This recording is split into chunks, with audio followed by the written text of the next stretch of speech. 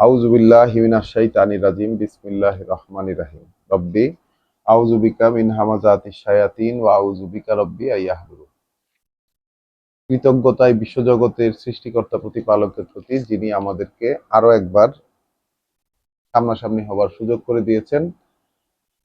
করে দিয়েছেন তার কোরআন থেকে পড়তে, পরস্পর বলাবলি করতে, শুনতে এবং চিন্তা ভাবনা করতে। এটা একান্তই তার এক আহ, অপার দান আমাদের প্রতি, যেটি তিনি আমাদেরকে দিয়েছেন। নতুবা আমাদের পক্ষে এরকম কোনো সক্ষমতা কিংবা কোনো যোগ্যতা ছিল না যে আমরা এই কোরআন খুলে বসবো। আমরা আমাদের এই সান্ধ্যকালীন সময়ে একটি শব্দকে ঘিরে খুঁজে খুঁজে দেখছি, সেই শব্দটি হচ্ছে ইমান। তো ইমান শব্দটি যেটাকে বাংলায় আমরা বিশ্বাস বলি, তো ইমান শব্দটিকে কোরআন মজিদের শুরু থেকে ধারাবাহিকভাবে খুঁজতে খুঁজতে আমরা গত দিনের সন্ধ্যার পড়ায় আমরা অবস্থান করেছি সূরা আল আনফালের আয়াত 25 পর্যন্ত আমরা পড়েছি। যারা দেখেননি তারা ইউটিউব চ্যানেল থেকে দেখে নেবেন। আজকের পড়া শুরু হবে আমাদের সূরা আল আনফালেরই আয়াত 26 থেকে। আমরা ইমান শব্দটি 27 নম্বর আয়াতে পাবো, 29 নম্বর আয়াতে পাবো, 41, 45 ইত্যাদি ধারাবাহিকভাবে, অর্থাৎ আমরা ধারাবাহিকভাবে পড়ে গেলে এখানে পাবো। প্রসঙ্গত উল্লেখ্য যে সূরা আল আনফাল একটি মাদানী সূরা। আনফাল শব্দটির অর্থ হচ্ছে স্পয়েলস অফ ওয়ার, বা যুদ্ধলব্ধ যে সম্পদ। কিপ কোয়েট, যুদ্ধলব্ধ যে সম্পদ, সেই সম্পদ আনফাল শব্দটির অর্থ। এবং যেহেতু এটি একটি মাদানী সূরা, আমরা গত দিনের পড়ায় আমরা দেখেছি যে এটি যুদ্ধকালীন সময়ে যুদ্ধের রিভিউ করছেন আল্লাহ রাসূলের মাধ্যমে। সেই ধারাবাহিকতাতেই আজকের পড়াটিও চলবে। তাহলে চলুন শুরু করা যাক পরম করুণাময় দয়ালু আল্লাহর পরিচয়ে। আয়াত 26, সূরা আল আনফাল। ওয়াজকুরু, স্মরণ করো, আলোচনা করো। ইজ আনতুম কালিলুন, যখন তোমরা ছিলে সংখ্যায় সামান্য। কেমন ছিলে? সংখ্যায় ছিলে সামান্য। তাহলে বিশ্বাসীদের প্রতি আল্লাহ তার রাসূল মুহাম্মদ রাসূলুল্লাহর মাধ্যমে এই কথাটা বলছেন। তাহলে বিশ্বাসীরা সংখ্যায় ছিল কিরকম? খুবই সামান্য সংখ্যক। স্মরণ করো সেই ব্যাপারটি, আলোচনা করো পরস্পরে সেই ব্যাপারটি, যে তোমরা ছিলে সংখ্যায় সামান্য সংখ্যক। মুস্তাদ আফুনা ফিল আরদে, ছিলে দুর্বল করে রাখা এই এলাকায় বা দেশের মধ্যে ছিলে কিরকম অবস্থানে? দুর্বল করে রাখা। মুস্তাদ আফুন, শোষিত, দুর্বল করে রাখা। তাখাফুনা, ভয় পেতে তোমরা। আই ইয়াতা খাত্তাফা কুমুন নাস, যে লোকেরা তোমাদেরকে নিশ্চিহ্ন না করে দেয়। কারা ভয় পেত?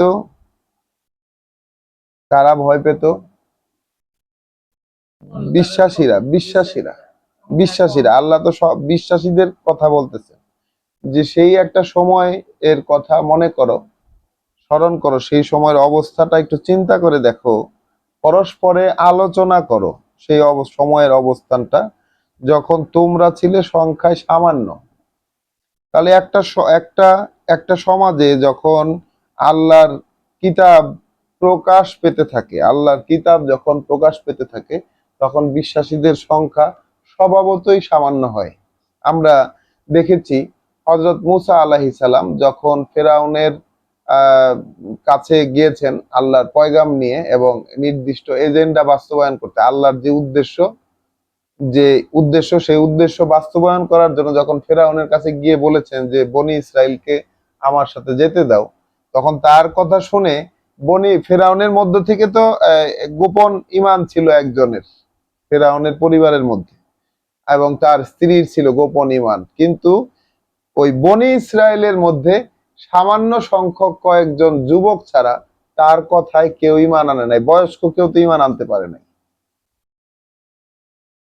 বয়স্ক, সম্পদশালী এরা আসলে কেউ ঈমান আনতে পারে নাই মুসা আলাইহিস সালামের সাথে। তারপরে যখন ফাইনালি মুসা আলাইহিস সালাম তার সেই বনি ইসরায়েল গোষ্ঠীকে নিয়ে সমুদ্র পার হওয়ার পরে ফাইনালি যেই এলাকায় গিয়ে ঢুকবেন, বলা হলো যে দরজা দিয়ে ঢুকো, ঢুকলেই তোমরা জয়ী হয়ে যাবা, তার কথা কিন্তু কেউ বিশ্বাস করে নাই।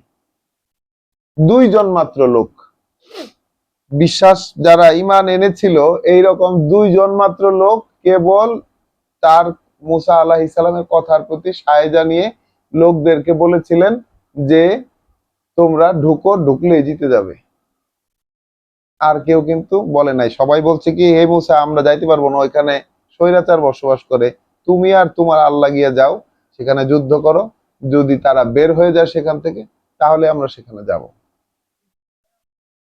ফেরাউনের পরবর্তীতে বনি ইসরায়েল গোষ্ঠী, যে গোষ্ঠীটাকে এরকম সমুদ্র পার করে নিয়ে গেলেন, ফেরাউনি গোষ্ঠীর প্রচন্ড অত্যাচারের থেকে বাঁচিয়ে যাদেরকে নিয়ে গেলেন, তাদের অবস্থা হচ্ছে এরকম। তারা মূর্তি পূজায়, বাছুর পূজা করেছে, তারা আল্লাহকে দেখতে চেয়ে ভূমিকম্পের সম্মুখীন হয়েছে। পদে পদে ওই এক খাবারে তাদের আর ভাল লাগে না, ওই এইটা ওইটা সেটা লাগবে, এরকম পদে পদে যত অপকর্ম চলতে চলতে একটা কিতাবী গোষ্ঠী মুসা আলাইহিস সালামের কথা কেন কোরআনে এত বেশি পরিমাণ আছে, এটা আমাদের কিন্তু চিন্তা করতে হবে। সেটা হচ্ছে একটা জাতিকে কিতাব দেওয়া হলে, একটা জাতিকে কিতাব দেওয়া হলে এবং সেই জাতিকে নানান ধরনের ফেভার করছেন কিন্তু আল্লাহ, তাই না? নানান ধরনের তাদের প্রতি বিশেষ সুযোগ সুবিধা দিচ্ছেন। আকাশ থেকে ছায়ার ব্যবস্থা করছেন, আকাশ থেকে খাবারের ব্যবস্থা করছেন, এইরকম অলৌকিক ভাবে বিপদ আপদ থেকে পার করে নিয়ে গেছেন। যখন পানি পান করানোর প্রয়োজন পড়ছে, পাথর ফাটাইয়া পানি বের করে নিয়ে আসছেন। 12 গোত্রের জন্য 12 ধারা। ইতিহাসে আছে সেই পাথরটা তারা যেখানে যাইতো গড়ায় গড়ায় নিয়ে যাইতো, ওই যেখানে থামতো ওইখানে গিয়া লাঠি দিয়ে বাড়ি দিলেই আবার 12 ধারা চালু হয়ে যেত। তো তারা ছিল ব্লেসড, নানান ধরনের বিশেষ সুযোগ সুবিধা সম্পন্ন। তারপরও সেই জাতি কিতাবের সাথে কেমন আচরণ করেছে, সেই জাতি কিতাবের সাথে কেমন আচরণ করেছে, এই এক্সাম্পল মোহাম্মদ রাসূলুল্লাহ সামনে রাখার জন্যই কিন্তু, আমাদের সামনে রাখার জন্যই কিন্তু মুসা আলাইহিস সালামের কাহিনী সর্বোচ্চ পরিমাণে বর্ণিত আছে কোরআনে। যত ইতিহাস, মুসার ইতিহাস সবচেয়ে বেশি। তো ওকে, আমরা এখন তাহলে এই যে স্মরণ করতে বলছেন, মুসা আলাইহিস সালামকেও কিন্তু একাধারে স্মরণ করতে বলছে, একাধারে তার বনি ইসরায়েল লোকদেরকে কিন্তু স্মরণ করতে বলছেন বারংবার, যে তোমাদের সাথে কি ঘটছিল সেটা স্মরণ করো। তাহলে এই যে স্মরণ করার বিষয়টা, অবস্থা স্মরণ করার বিষয়টা, এইটা আল্লাহর রিসালাতের একটা পার্ট। তুমি তোমার অতীতে কি ঘটেছে সেইটা স্মরণ করো, কি কি অনুগ্রহ তুমি তোমার জীবনে এই পর্যন্ত পেয়েছো, সেইগুলো স্মরণ করো। তাহলে এখন এইখানে বলছেন রাসূলুল্লাহ মাধ্যমে আল্লাহ বলছেন যে স্মরণ করো সেই সময়ের কথা যখন তোমরা ছিলে সংখ্যায় একদম সামান্য, সামান্য, এই এলাকার মধ্যে দুর্বল করে রাখা। হ্যাঁ, তোমরা ভয় পাচ্ছিলে, তাখাফুনা, ভয় পাচ্ছিলে তোমরা, যে আই ইয়াতা খাত্তাফাকুমুন নাস, যে মানুষ তোমাদেরকে নিশ্চিহ্ন করে দেবে, মানুষ নিশ্চিহ্ন করে দেবে। তাহলে বিশ্বাসীরা ভয় পাচ্ছিলেন। তাহলে এই রকম ভয় আসলে বিশ্বাসীরা পায় একটা পর্যায়ে, বিশ্বাসের একটা পর্যায়ে এরকম ভয় পায়, প্রকাশ করতে ভয় পায়। তাহলে এখন তো আবার নতুন করে কোরআন প্রকাশিত হচ্ছে, আল্লাহ প্রকাশ করছেন কোরআন, চতুর্দিকে একটা রব চালু হয়ে গেছে। মানুষ ঘরে ঘরে ব্যক্তিগতভাবে কোরআন পড়া শুরু করেছে, মানুষ ব্যক্তি উদ্যোগে সম্পূর্ণ।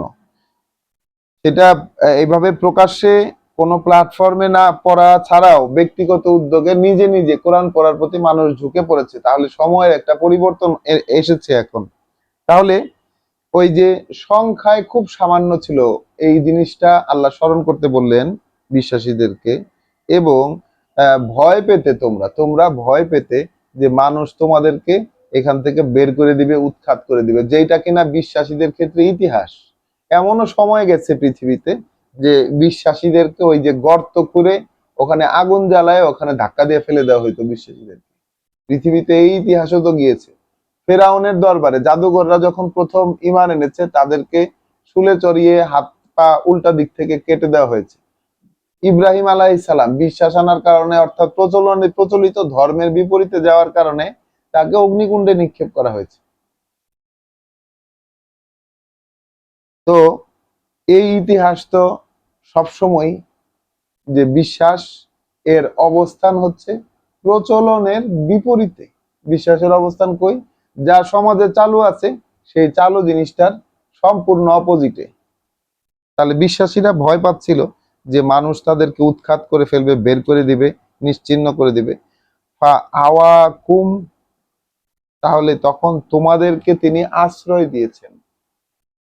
তাহলে ঠিকই তারা হিজরত করেছেন এবং হিজরত করে যে মদিনায় এসেছেন, মদিনায় এসে তারা কারো না কারো আশ্রয় তো পেয়েছেন। সেখানে যে পূর্বতন বিশ্বাসীরা ছিল, যারা কিনা মক্কায় গিয়ে অলরেডি রাসূলের সাথে সাক্ষাৎ করে এসেছিলেন, তারাই কিন্তু এই হিজরত করে আসা লোকদেরকে আশ্রয় দিয়েছে। তো আশ্রয়টার ব্যবস্থা করেছেন কে? আসলে আশ্রয়ের ব্যবস্থা কে করেছেন? আল্লাহ। মানুষ আশ্রয় দিয়েছে, ব্যবস্থাটা করেছেন আল্লাহ, ব্যবস্থাপনাটা আল্লাহ করছে। তাহলে আল্লাহ কি বলছে? যে তারা ভয় পাচ্ছিল, তোমরা ভয় পাচ্ছিলে যে মানুষ তোমাদেরকে নিশ্চিহ্ন করে দেবে, তখন আল্লাহ তোমাদেরকে আশ্রয় দিলেন। ওয়া আইয়াদাকুম বিনসরিহি, এবং সাহায্য করলেন তোমাদেরকে তার সাহায্য দিয়ে, তার পক্ষ থেকে সাহায্য দিয়ে তোমাদেরকে সাহায্য করলেন। তো গতদিন আমরা কিন্তু পড়েছি যে সেই সাহায্য সেইটাই যেটা আল্লাহর পক্ষ থেকে আসে, সাহায্য সেইটাই যেটা আল্লাহর পক্ষ থেকে আসে। তাহলে মক্কায় যে 13 বছর ছিলেন বিশ্বাসীরা, নিদারুণ কষ্ট, নিদারুণ কষ্ট, নিদারুণ নিষ্পেষণ তারা সহ্য করেছেন। এই সহ্য করার বিষয়টি বিশ্বাসীদের জন্য অবশ্যম্ভাবী, তার জীবনের প্রাথমিক। যাই বলুক মানুষ, কিছুই সে বলতে পারবে না, তাকে সহ্য করতে হবে। এইটা এমন একটা কোর্স কোরআনের, এই কোর্সকে ফলো না করে কিন্তু পরবর্তী স্টেজে যাওয়া সম্ভব নয়। যদি আমরা কোরআনকে ফলো করতে চাই, রাসূলের জীবনীকে যদি ফলো করি, রাসূলকে যদি ফলো করি, তাহলে এইটাই কিন্তু কোর্স সেটা। তাহলে তখন তিনি তোমাদেরকে আশ্রয় দিলেন এবং সাহায্য দিলেন তোমাদেরকে তার সাহায্য দিয়ে, মানে শক্তি বৃদ্ধি করলেন তোমাদেরকে তার সাহায্য দিয়ে। ওয়া রাযাকাকুম মিনাত তাইয়্যিবাত, এবং তোমাদেরকে জীবিকা দিলেন চমৎকার সব জীবিকা থেকে, চমৎকার সব জিনিস থেকে। লাআল্লাকুম তাশকুরুন, যেন তোমরা কৃতজ্ঞ হয়ে উঠতে পারো। বিশ্বাসীদেরকে কিন্তু বলছেন যেন তোমরা কৃতজ্ঞ হয়ে উঠতে পারো। তাহলে আমরা কৃতজ্ঞতার বিষয়টা আমরা কি দেখেছি? কোরআনে কোথাও কি আমরা দেখেছি কৃতজ্ঞতার মানে আলহামদুলিল্লাহ? দেখেছি। কৃতজ্ঞতার বহিঃপ্রকাশ আলহামদুলিল্লাহ দেখেছি একটা পরিণতিতে যাওয়ার পরে, কিন্তু মৌখিক আলহামদুলিল্লাহ কৃতজ্ঞতার বহিঃপ্রকাশ হিসেবে খুব কমই পাওয়া যায়। কৃতজ্ঞতার বহিঃপ্রকাশ হয় মূলত কাজে, কাজে, আচরণে, অর্থাৎ আল্লাহর আদেশ খুশি মনে মেনে চলতে পারা, খুশি মনে, যেই সন্তুষ্ট চিত্তে আল্লাহর যা আদেশ সেই আদেশ অনুযায়ী একটু একটু করে অ্যাডভান্স হওয়া, এইটাই হচ্ছে কৃতজ্ঞতার বহিঃপ্রকাশ, কৃতজ্ঞতার নমুনা।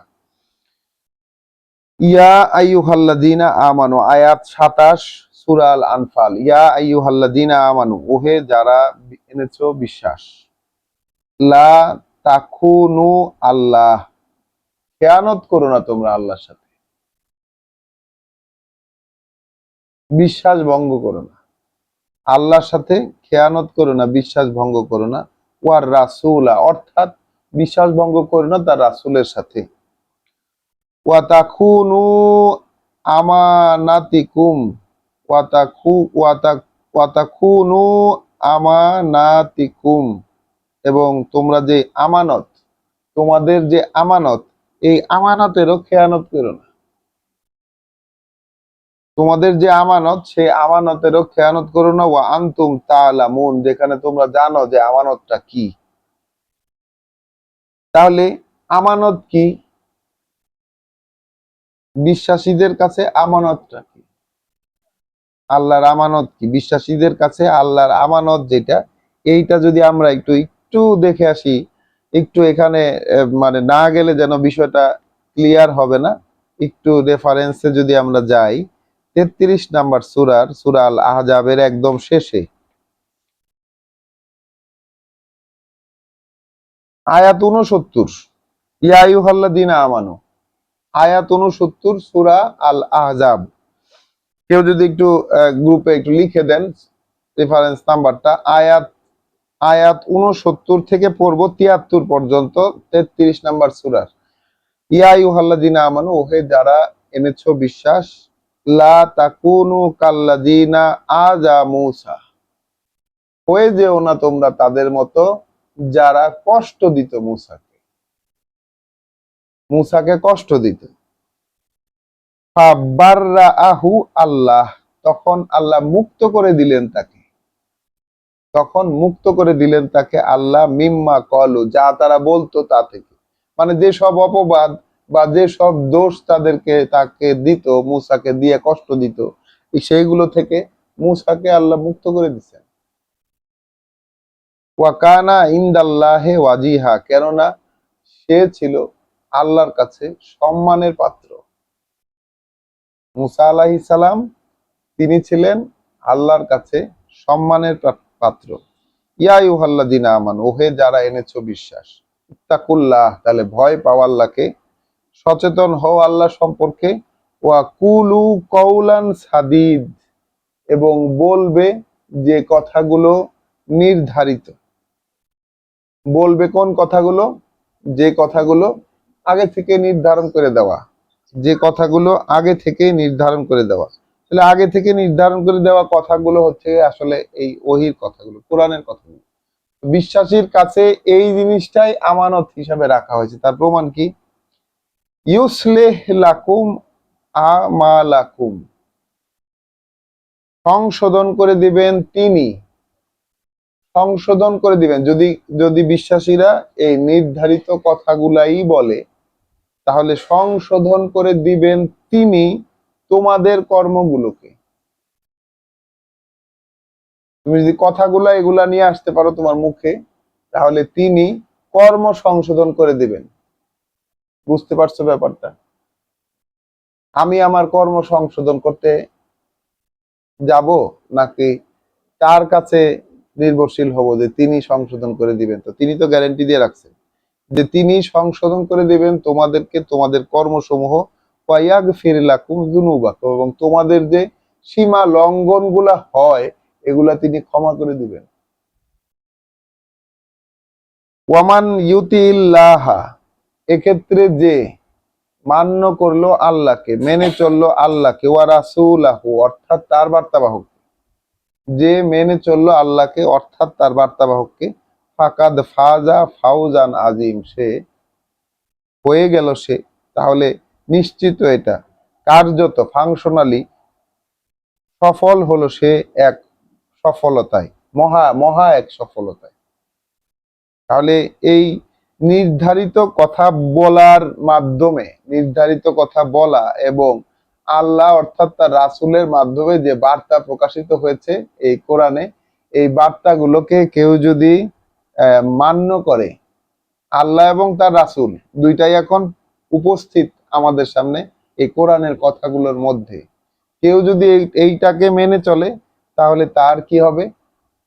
তার হবে এক সফলতা, সে পাবে মহা সফলতায়। ইন্না আরাদনাল আমানাতা, এই আসলো আমানত। আমরা রেখেছিলাম এই আমানতটাকে, আমরা রেখেছিলাম এই আমানতটাকে আলা সামাওয়াত। আমানত মানে হচ্ছে একটা গচ্ছিত ব্যাপার, যে কোনো কিছু একটা ট্রাস্ট। তাহলে আমরা রেখেছিলাম এই আমানতকে আকাশের সামনে, ওয়াল আদ, জমিনের সামনে, ওয়াল জিবাল, পর্বতের সামনে। তাহলে আকাশকে, জমিনকে, পর্বতকে এই ব্যাপারটা রাখছিলেন যে তোমরা এই নির্ধারিত কথাগুলা বলবা। এখন আল্লাহ কিন্তু আকাশ, জমিন এবং পর্বত এগুলো যখন কোনো আকৃতি ছিল না, তখন কিন্তু তাদেরকে কমান্ড করছিলেন যে এই তোমরা ইচ্ছায় হোক কিংবা অনিচ্ছায় তোমরা আকৃতি নাও। মনে আছে তো? ইচ্ছায় হোক আকৃতি নাও তোমরা, ইচ্ছায় হোক কিংবা অনিচ্ছায়। তারা কি বলছে? আমরা আকৃতি প্রাপ্ত হলাম, যেভাবে আপনি চেয়েছেন সেইভাবে।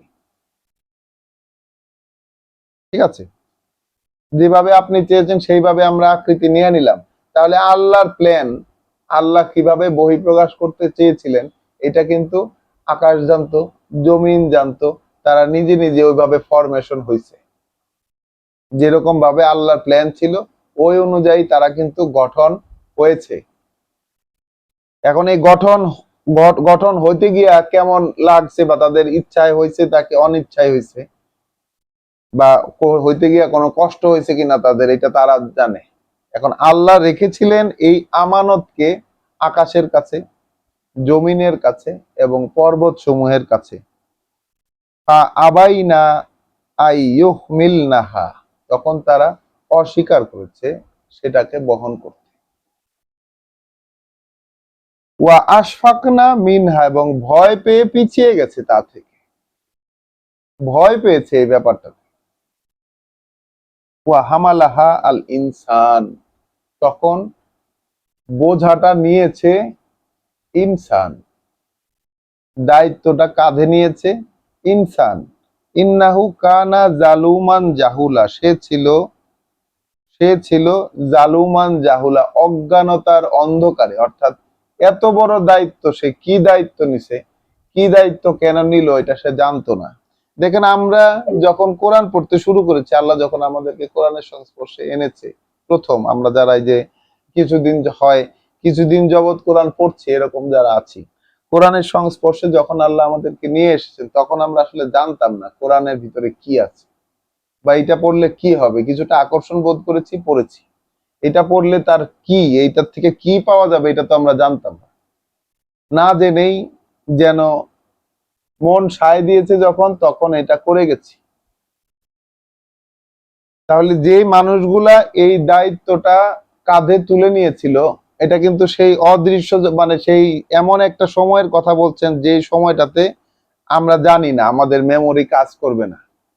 তাহলে এগিয়ে এসে দায়িত্বটা নিয়েছে, সেই বোঝাটা বহন করতে রাজি হয়েছে মানুষ।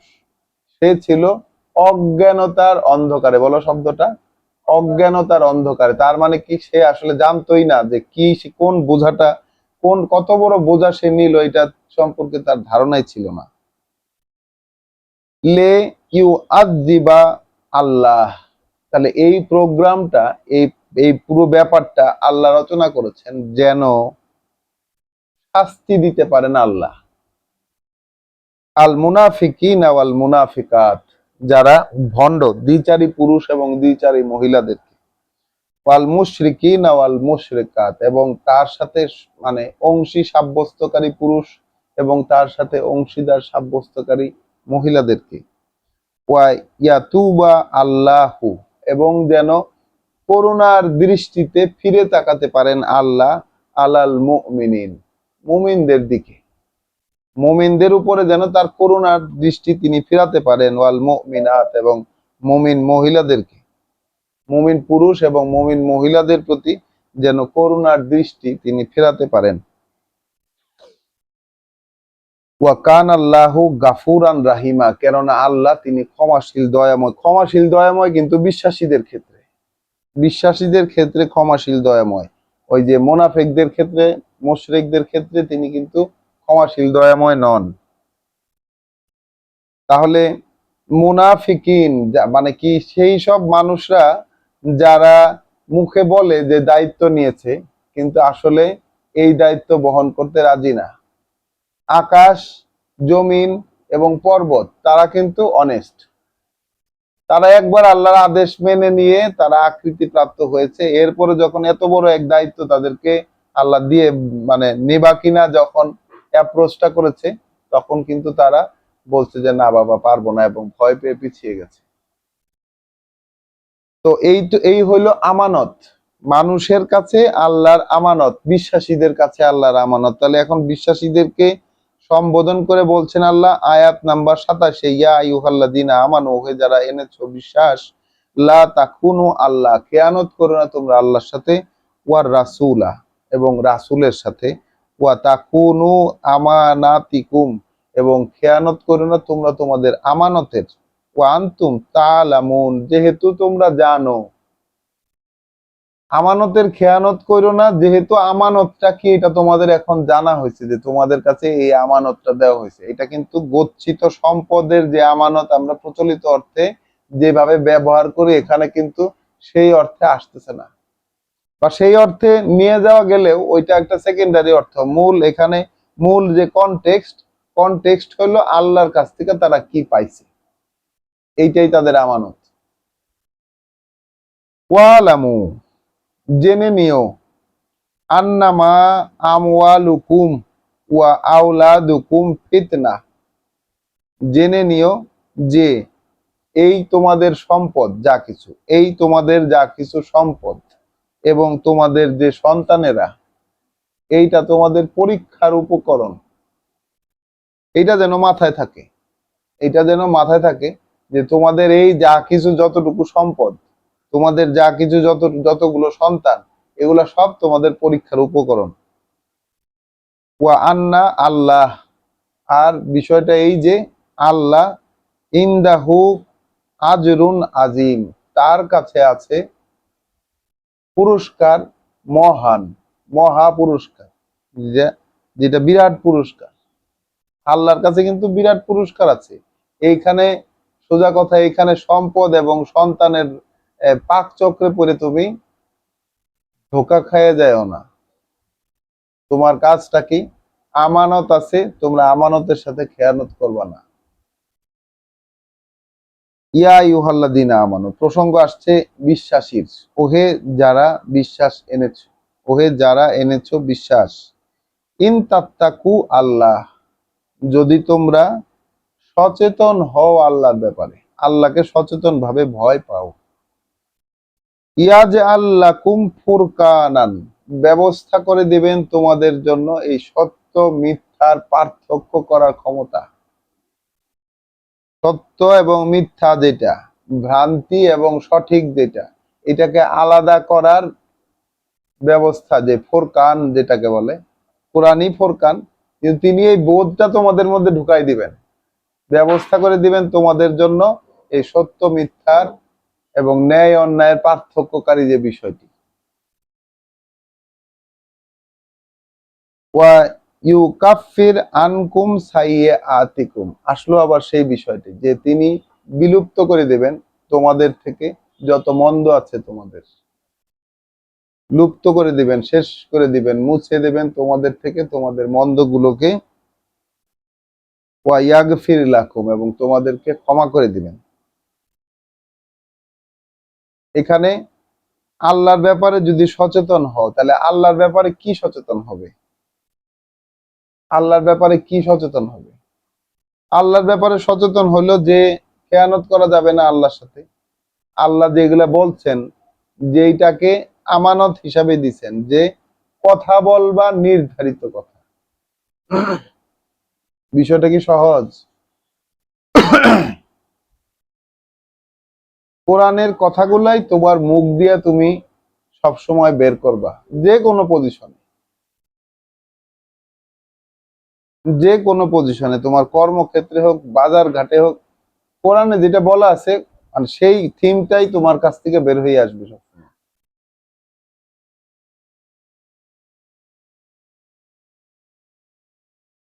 তাহলে এই যে আমানত, সে আমানতের খেয়ানত করবা না। যদি খেয়ানত, খেয়ানত কেন করবে না? সচেতন ভাবে ভয় পাবে আল্লাহকে, সচেতন ভাবে ভয় পাবে আল্লাহকে, অর্থাৎ সচেতন ভাবে আল্লাহর কথাগুলো সেগুলাকে আমলে নেবে। এবং যদি তোমরা এই কাজটা করো, আল্লাহকে যদি সচেতন ভাবে ভয় পাও, তাহলে তোমাদের জন্য সত্য মিথ্যার পার্থক্যকারী দেবেন তিনি, ন্যায় অন্যায়ের পার্থক্যকারী দেবেন তিনি, এবং মুছে দেবেন তোমাদের থেকে তোমাদের মন্দগুলোকে, এবং ক্ষমা করে দেবেন তোমাদেরকে। ওয়াল্লাহু যু আল ফাদলিল আজিম, আর আল্লাহ এই রকম বিশেষ অনুগ্রহ ভান্ডারের মালিক, এক মহা মহা এক অনুগ্রহ ভান্ডারের তিনি মালিক।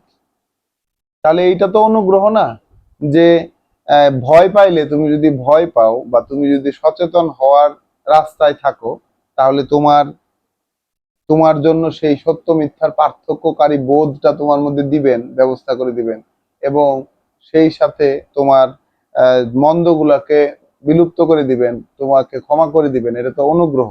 এই অনুগ্রহ আল্লাহর ভান্ডার আছে।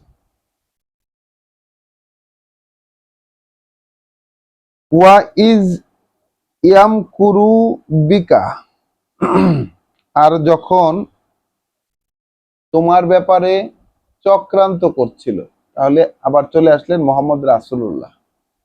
যখন তোমার ব্যাপারে চক্রান্ত করছিল আল্লাযীনা কাফারু, যারা তোমাকে অগ্রাহ্য করেছে, যারা তোমার আহ্বান মানে নাই, এরা যখন তোমার ব্যাপারে চক্রান্ত করছিল, লে ইউসবিতুকা, যেন তোমাকে বন্দি করবে, উদ্দেশ্য তোমাকে বন্দি করার জন্য, আও ইয়াকতুলুকা, অথবা হত্যা করবে তোমাকে, আও ইউখরিজুকা, অথবা বের করে দিবে তোমাকে। তাহলে তিনটা কাজের জন্য তারা পরিকল্পনা করছিল। কি সেটা? এক হলো তোমাকে বন্দি করবে, অথবা তোমাকে হত্যা করবে, অথবা তোমাকে বের করে দিবে। তাহলে আল্লাহর এই কথাগুলো যিনি সমাজে মানুষকে বলছেন, তার ব্যাপারে সমাজের মানুষ চক্রান্ত করেছে। এটা আল্লাহর নিয়ম। সমাজের মানুষ তার ব্যাপারে চক্রান্ত করেছে, হয় তাকে বন্দি করবে, অথবা তাকে শেষ করে মেরে ফেলবে, অথবা তাকে বের করে দিবে।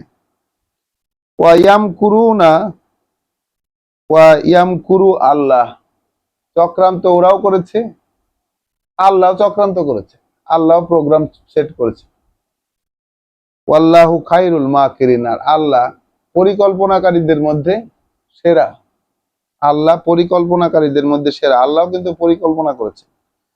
ওয়া ইজা তুতলা আলাইহিম আয়াতুনা, যখন যখন তাদের প্রতি এরকম পড়ে অনুশীলন করে দেখিয়ে দেওয়া হতো, পড়ে অনুশীলন করা হতো তাদের প্রতি আমাদের বাণী ও বার্তা, কলু, তারা বলতো, কদ সামেনা, শুনেছি। তারা বলতো আমরা, হ্যাঁ আমরা খুব খুব শুনলাম। লাউ না শাহ উ, হ্যাঁ লাউ না শাহ উ, যদি আমরা চাই, লা কুলনা মিসলা হাজা, আমরাও একই রকম কথা বলতে পারি। যদি আমরা চাই একই রকম কথা আমরাও বলতে পারি। অনেক শুনলাম। মোহাম্মদ রাসূলুল্লাহর ব্যাপারে বলা হচ্ছে যে যখন তাদের প্রতি পড়ে শোনানো হয় আমাদের বাণী ও বার্তা, তারা এটা বলে যে আমরা শুনেছি, নিশ্চিতভাবেই আমরা শুনেছি, কিন্তু এই রকম কথা আমরা চাইলে আমরাও বলতে পারি।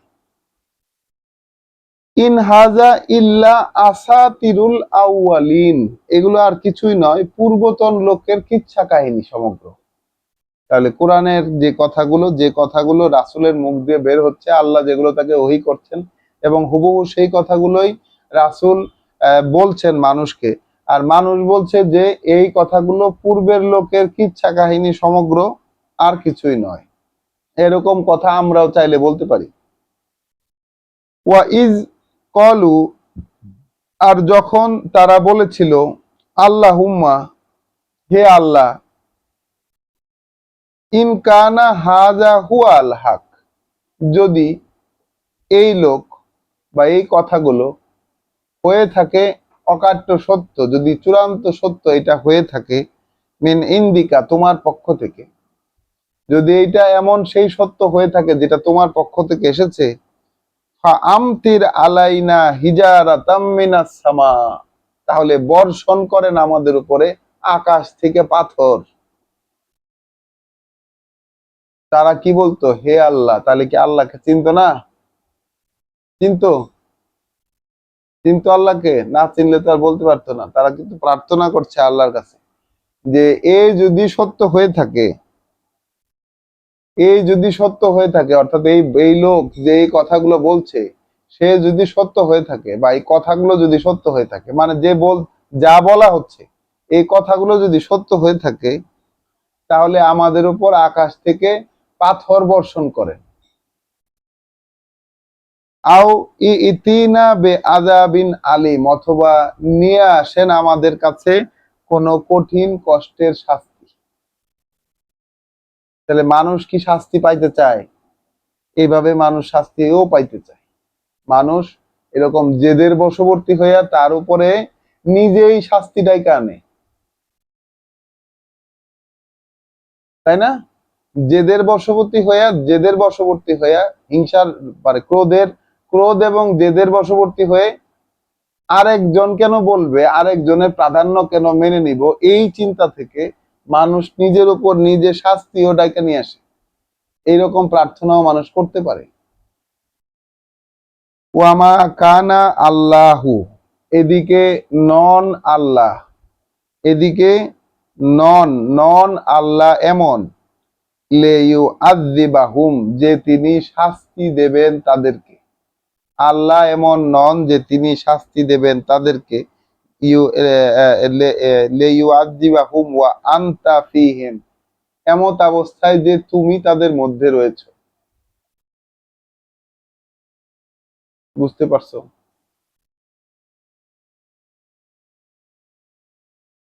কি বুঝছো? কি বুঝছো? আহ, হ্যাঁ, ওইখানে ওইখানে আল্লাহ শাস্তি দিবেন না। ওখানে ওদের মধ্যে তুমি আছো, তাদের মধ্যে। এই অবস্থায় আল্লাহ এরকম নন যে তুমি তাদের মধ্যে আছো, এই অবস্থায় শাস্তি দিবেন তাদের। ওয়ামা কানা আল্লাহু মুআযযাবাহুম, আর নন আল্লাহ এরকম যে শাস্তি দেবেন তাদেরকে, ওয়াহুম ইয়াস্তাগফিরুন, যেখানে তারা ক্ষমা প্রার্থনা করে। এমন জায়গায় যেখানে মানুষ ক্ষমা প্রার্থনা করতেছে তার কাছে, সেখানে তিনি শাস্তি দেবেন না। মানে কি, ওই রাসূল থাকা অবস্থায়, রাসূল থাকা অবস্থায় শাস্তি দেবেন না। এবং তার ওই উপস্থিতিতে মানুষ তো ক্ষমা চায়। যেখানে বার্তা প্রকাশিত হয়, যেখানে আল্লাহর বার্তা প্রকাশিত হয়, সেইখানেই কোনো না কোনো মানুষ তো ক্ষমা চায়। বার্তা প্রকাশ হওয়া লাগবে, কিন্তু এটা ছাড়া কিন্তু নর্মাল ক্ষমা চাইতেছে তো পৃথিবীতে তো লাখ লক্ষ লক্ষ মানুষ প্রতিদিন কয়েক মুহূর্ত পর পরই ক্ষমা চায়। কোটি কোটি মানুষ ক্ষমা চায়, সবাই ক্ষমা চায়। তারপরেও আল্লাহ শাস্তি দেন না। বিশেষত মুসলিমদের প্রতি এখন শাস্তি চলতেছে না প্রচুর পরিমাণে, সব দিক থেকে। তো এইটা রাসূল বার্তাবাহক উপস্থিত থাকা অবস্থার ব্যাপার, যে আল্লাহ শাস্তি দেবেন না ততক্ষণ যতক্ষণ তুমি আছো তাদের মধ্যে। অর্থাৎ আল্লাহ এমন নন যে শাস্তি দেবেন তাদেরকে যখন তারা ক্ষমা চাচ্ছে। ওয়ামা লাহুম, আর কি বা এমন হয়েছে তাদের, আল্লাহ ইউ আযযিবাহুম, আল্লাহ যে আল্লাহ তাদেরকে শাস্তি দেবেন। কেনই বা শাস্তি দেবেন না? এখন আবার বিপরীত কথা বলছেন। কেন, এমন কি হয়েছে তাদের যে আল্লাহ তাদেরকে শাস্তি দেবেন না? ওয়া হুম ইয়াসুদ্দুনা আন সাবিলি, ইয়াসুদ্দুনা ইয়াসুদ্দুনা আনিল মাসজিদিল হারাম। কেনই বা আল্লাহ তাদেরকে শাস্তি দেবেন না? কি হয়েছে এমন যে আল্লাহ তাদেরকে শাস্তি দেবেন না, যেখানে তারা বাধা দেয় মসজিদে হারামে যেতে? সেই বিশেষ মসজিদে যেতে, বিশেষ সমর্পণের স্থানে যেতে বাধা প্রদান করে। ওয়ামা কানু আউলিয়া আহু, যেখানে নয় তারা সেই স্থানের অভিভাবক, নয় তারা সেই স্থানের অভিভাবক, যেখানে নয় তারা সেই স্থানের অভিভাবক। ওয়ালাকিন্না আকসারাহুম লা ইয়ালামুন, যেখানে আসলে তাদের অধিকাংশই এই ব্যাপারটা জানে না। তাহলে মসজিদের অভিভাবক, দেখেন আমাদের সময়ে, আমাদের দেশের কথাই ভাবি, মসজিদের তো অভাব নাই। হ্যাঁ,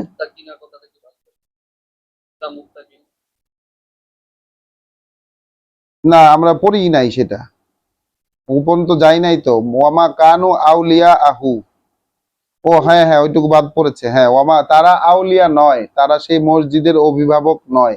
সেই বিশেষ সমর্পণের জায়গা যেটা মসজিদুল হারাম, সেই মসজিদুল হারামের তো তারা অভিভাবক নয়।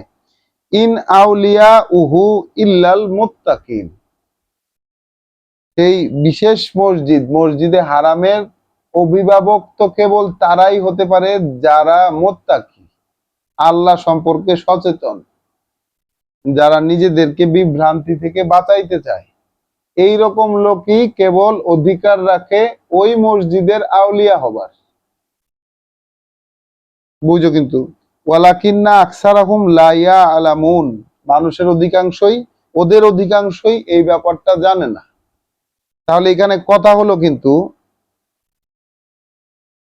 এই যে, হে আল্লাহ, যদি এ বাস্তবিক সত্য হয়ে থাকে তাহলে আমাদের উপর আকাশ থেকে পাথর বর্ষণ করো। এই কথাটা কারা বলছিল? মক্কার মানুষেরা। মক্কার কাফেরেরা বলতো এই কথা মোহাম্মদ রাসূলুল্লাহকে, যে এর কথা যদি সত্য হয়ে থাকে তাহলে আকাশ থেকে পাথর বর্ষণ। এখন আল্লাহ ওইখানে থাকা অবস্থায় তাদেরকে শাস্তি তো দেবেন না, এই জন্য রাসূলকে এখন মক্কা থেকে শিফট করে আল্লাহ মদিনায় নিয়ে আসছেন। এখন তাদেরকে শাস্তি দেবেন, এখন শাস্তির প্রেক্ষিত হয়েছে তারা, রাসূল যখন সেখানে নাই।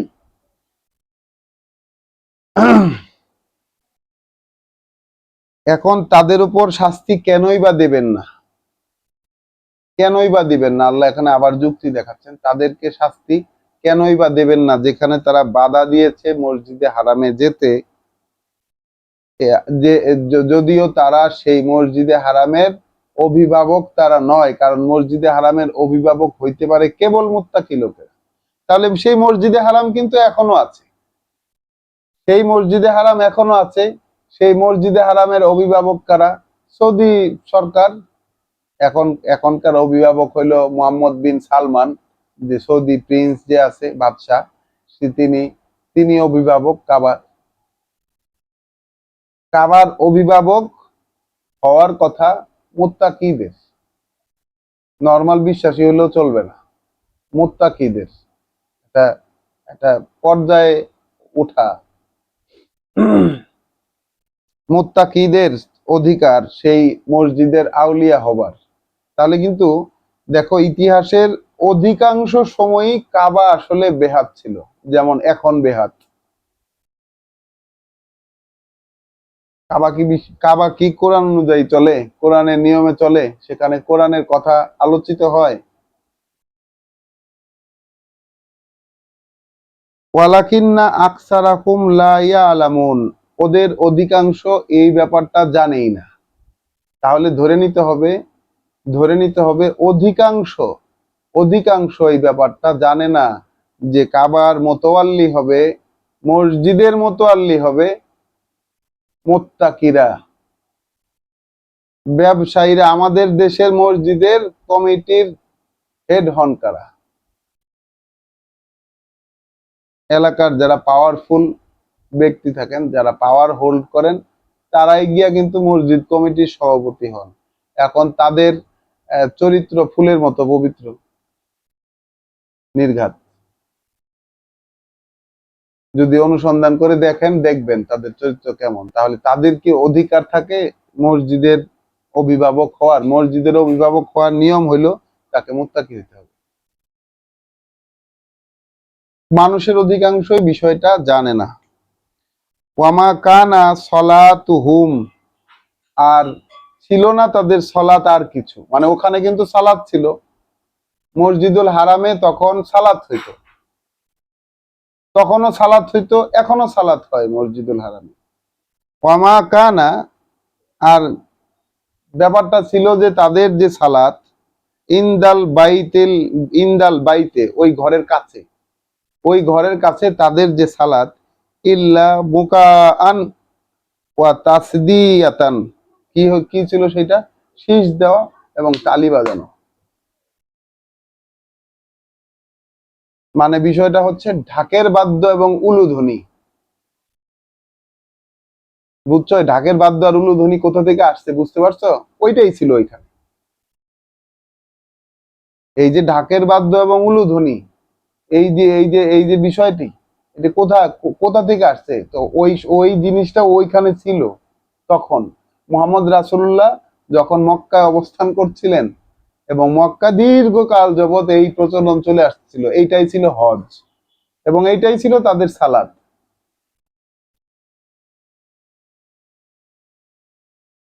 তাহলে শীষ দেওয়া এবং তালি বাজানো এইটার যেমন অনর্থক একটা অঙ্গভঙ্গি মাত্র, তেমনি এখনকার যে সালাত হয় সেই সালাতও মানুষের মুখস্থ সালাত। তাহলে এখনো সেই মুখস্থ, ওই ওই ওই ঘরের কাছে যে সালাতটা হয় এখনো সেটা ওই রকমই রয়ে গেছে। কথা ঠিকই আল্লাহরটাই পড়া হয়, কিন্তু কেউ কিছু বোঝে না, কারণ বুঝলে তো নড়াচড়া লেগে যেত। কোথায় নড়াচড়া তো লাগে না। বুঝলে তো অন্তর্জগতে আলোড়ন তৈরি হয়ে যেত, আলোড়ন সৃষ্টি হয়ে যেত। কোথায় আলোড়ন তো সৃষ্টি হয়। তাহলে ওই বাইতুল্লাহর কাছে, ওই ওই ঘরের কাছে তাদের যে সালাত ছিল সেটা ছিল শীষ দেওয়া এবং তালি বাজানো। ফাজুকু আল আযাব, তাহলে এখন নাও শাস্তির স্বাদ, বিমা কুনতুম তাকফুরুন, যেহেতু তোমরা আহ্বান অস্বীকার করেছিলে, ঠিক করে নেওয়ার আহ্বানটা যেহেতু অস্বীকার করেছিলে, তাহলে এখন শাস্তির স্বাদ নাও। ইন্নাল্লাযীনা কাফারু, আয়াত 36 সূরা আল আনফাল। ইন্নাল্লাযীনা কাফারু ইউনফিকুনা আমওয়ালাকুম, যারা এই রাসূলের আহ্বান যারা প্রত্যাখ্যান করেছে, খেয়াল করবে, রাসূলের আহ্বান যারা প্রত্যাখ্যান করেছে তারা ব্যয় করে তাদের সম্পদ, লিয়াসুদ্দু আন সাবিলিল্লাহ, যেন আল্লাহর নির্দেশিত পথ থেকে সরায় রাখা যায়। আল্লাহর নির্দেশিত পথ থেকে যেন সরায় রাখা যায়, এই জন্য ব্যয় করে তারা তাদের সম্পদ। এখন এই পৃথিবীতে যত ব্যয়, কোরআন, মানুষ যেন কোরআন অনুযায়ী চলতে না পারে এই সংক্রান্ত যত কার্যকলাপ আছে পৃথিবীতে, যত ব্যয় আছে, সেটা ইসলামিক হোক, অন ইসলামিক হোক, হালাল হোক আর হারাম হোক, সবটাই এই ক্যাটাগরিতে পড়ে যে আল্লাহর পথ থেকে মানুষকে ফিরায় রাখার জন্য। আল্লাহর যে নির্দেশনা, সেই নির্দেশনা যেন মানুষ মানে কাছে দ্বারাই যাইতে না পারে, ওই নির্দেশনা কাছেও যাইতে মানুষ যেন যাইতে না পারে। এস্টাবলিশ সব সিস্টেম আছে, নামাজ আছে, জাকাত আছে, হজ আছে, রোজা আছে, সব আছে, আল্লাহর কাছে তো মানুষ যেতে পারছে না, আল্লাহর পথ অনুযায়ী তো যাইতে পারছে না। পুরো ধর্ম সেট করা আছে, কিন্তু সেইখানে আল্লাহর পথের অস্তিত্ব নাই।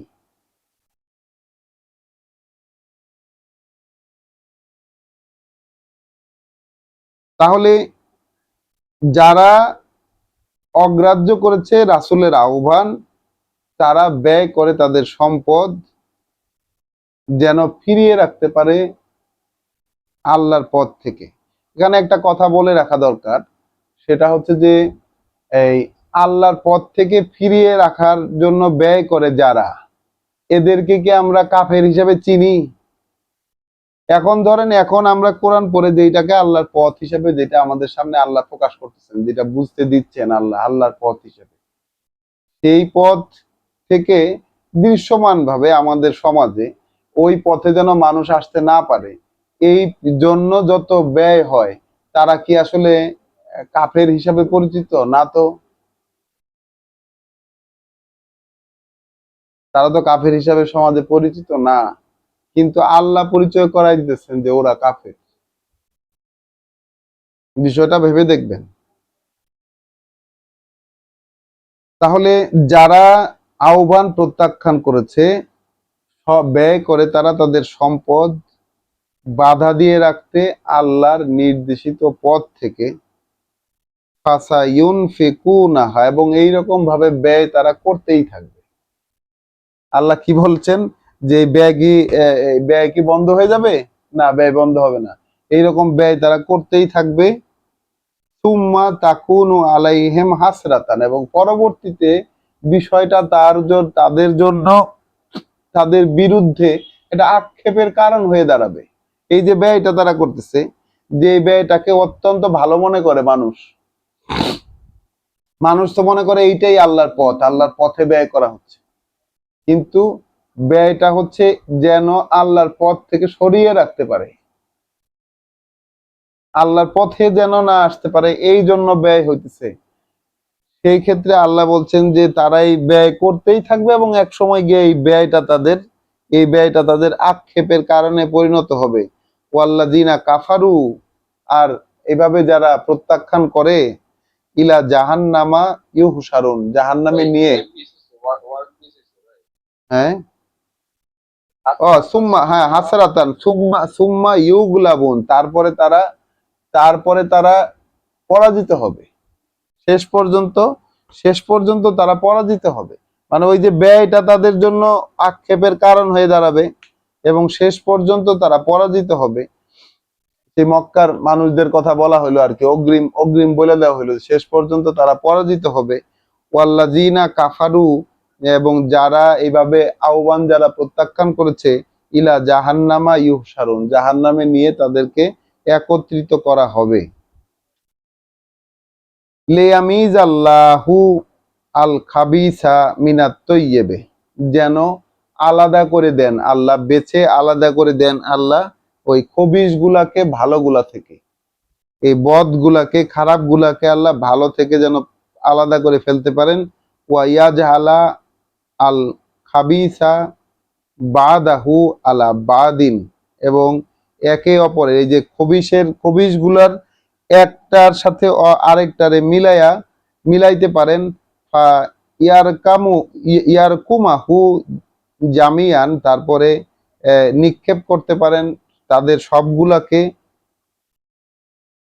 ইয়াজআলাহু ফি জাহান্নাম, এবং এর ব্যবস্থা করে দিতে পারেন তাদের জন্য জাহান্নাম। মানে পুরো এই প্রোগ্রামটাকে, এই যে ঘটনা সমষ্টি আল্লাহ রচনা করেছেন, যে 13 বছর সেইখানে পরীক্ষা করেছেন অল্প সংখ্যক বিশ্বাসীদেরকে, নানান কষ্ট, নিপীড়ন, মানুষের কটু কথা ইত্যাদি দিয়ে কষ্ট পাইয়ে যখন শিফট করে, যখন এলাকা ছাড়িয়ে যখন নিয়ে আসছেন অন্য একটা এলাকায়, তখন ওই এলাকার লোকদের জন্য যে শাস্তি অবধারিত হয়ে গেছে, এই বিষয়টা আল্লাহ এখানে তুলে ধরছেন যে আল্লাহ এই পবিত্র যেটা, ভালো যেটা, সেটা থেকে খবিশটাকে আল্লাহ আলাদা করবেনই, খবিশটাকে আল্লাহ আলাদা করবেন, এবং সব রকম, মানে খবিশ সব রকম যে খারাপ যারা, তাদেরকে একত্রিত করবেন এবং অবশেষে সবগুলারে জাহান্নামে নিয়ে ফেলবেন। উলাইকা হুমুল খাসিরুন, এরাই হইল সব হারানো লোক। কুল লিল্লাযিনা কাফারু, আয়াত 38। কুল লিল্লাযিনা কাফারু, বলে দাও এই কাফেরদেরকে, তাহলে যারা তোমার আহ্বান এখন প্রত্যাখ্যান করছে, তাদেরকে বলে দাও, ইন তান্তাহু, তোমরা এরকম জ্ঞানজাম করা যদি থামাও, তোমরা এই যে আক্রমণ করতেছো, এটা যদি এখন থামায় দাও, ফায়ুগফার লাহুম, তাহলে ক্ষমা করে দেওয়া হবে তোমাদেরকে, মা কাদ সালাফা, যা কিছু আগে করে ফেলছো সেগুলা। এখন যদি থামো তাহলে ক্ষমা করে দেবেন তোমাদেরকে, ক্ষমা করে দেওয়া হবে তোমাদেরকে যা কিছু আগে করেছো সেগুলা। ওয়া ইন তাউদুন, ওয়া ইন তাউদু, যদি তোমরা পুনরাবৃত্তি করো, মানে আবার করো, একই রকম কাজ আবার করো, ফাকাদ মাদাত সুন্নাতুল আউয়ালিন, তাহলে ওই পূর্বের লোকদের কি পরিণতি হয়েছে সেটা তো জানা আছে তোমাদের। পূর্বকালের লোকদের পরিণতি কেমন হয়েছে, এরকম সাবধান করে দেওয়ার পরে সেইটা তোমরা অলরেডি জানছো।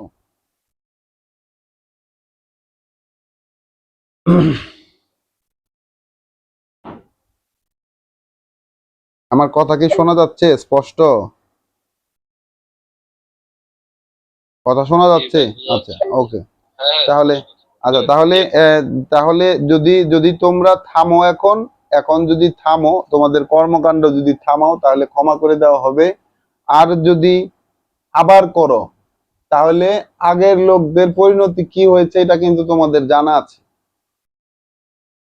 ওয়াকাতিলুহুম, আর তোমরা বিশ্বাসীরা লড়াই করবে তাদের সাথে, হাত্তা লা তাকুনা ফিতনাতান, যতক্ষণ না এই যে ধর্মীয় বাদানুবাদ, এই যে মানে বিশ্বাস সংক্রান্ত যে বিপর্যয়কর অবস্থা, এইটা যতক্ষণ না শেষ হয়। ওয়ায়াকুনা দীনু কুল্লুহু লিল্লাহ, এবং দিন অর্থাৎ এই জীবন নীতি পুরাটাই আল্লাহর জন্য যতক্ষণ না হয় ততক্ষণ পর্যন্ত লড়াই চালায় যাবা। তাহলে তোমার জীবনটাই একটা লড়াই, ততক্ষণ লড়াই চালায় যাবা যতক্ষণ না আল্লাহর নীতিটা সম্পূর্ণ প্রতিষ্ঠিত না হইতেছে তোমার উপর, ততক্ষণ লড়াই চালায় যাবা। ফা ইন ইনতাহাউ, এখন ওরা যদি থামে, ফা ইন্নাল্লাহা বিমা ইয়ামালুনা বাসির, যদি তারা থামে, যদি তারা এই বিষয়টা যদি শেষ হয়, তাহলে যা তারা করতেছে এইটা আল্লাহ দেখবেন, আল্লাহ দেখতে থাকবেন। যদি বিরত থাকে তাহলে আল্লাহ তাদের কাজগুলোকে দেখবেন। ওয়া ইন তাওয়াল্লাও, আর যদি তারা এখন এই যে আহ্বান করলা, যে এখন থামার আহ্বান করলা, যে তোমরা এখন থামো, যদি থামো তাহলে ক্ষমা করে দেবেন, আর যদি পুনরাবৃত্তি করো তাহলে আগে কি হয়েছে মনে করে দেখো। এখন বিশ্বাসীদেরকে আবার বললেন যে এদের সাথে লড়াই করতে থাকবে ততক্ষণ পর্যন্ত যতক্ষণ না আল্লাহর যেই জীবন নীতিটা এর পুরোটা ঠিক হয়, পুরোটা যতক্ষণ ঠিক হয়, ফিতনা আর না থাকে ততক্ষণ পর্যন্ত। আর যদি তারা থেমে যায় আল্লাহ তাদের কাজগুলো দেখবেন। আয়াত 40, ওয়া ইন তাওয়াল্লাউ, আর যদি তারা এই আহ্বান থেকেও মুখ ফিরিয়ে নেয়, তারা যদি উল্টা দিকে চলে যায়, এই যে এখন থামার জন্য যে আহ্বান করলা যে থামো, এইটার থেকেও যদি মুখ ফিরিয়ে নেয়, ফালামু, তাহলে জাইনা নিও, আন্নাল্লাহা মাওলাকুম, আল্লাহ তোমাদের মাওলা, তোমাদের অভিভাবক। তাহলে জাইনা নিও, ওরা তোমাদের আহ্বান প্রত্যাখ্যান করলে কি হবে, আল্লাহ তোমাদের অভিভাবক।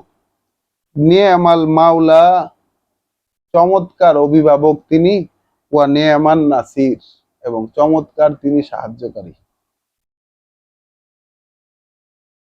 এতভাবে বুঝিয়েছেন আল্লাহ বিশ্বাসীদেরকে, এতভাবে এতভাবে এইটা স্মরণ করিয়ে দিয়েছেন বারবার, বিশ্বাসীদেরকে এতভাবে স্মরণ করিয়ে দিয়েছেন, এতভাবে বুঝিয়েছেন যে নিয়ামাল মাওলা নিয়ামান নাসির।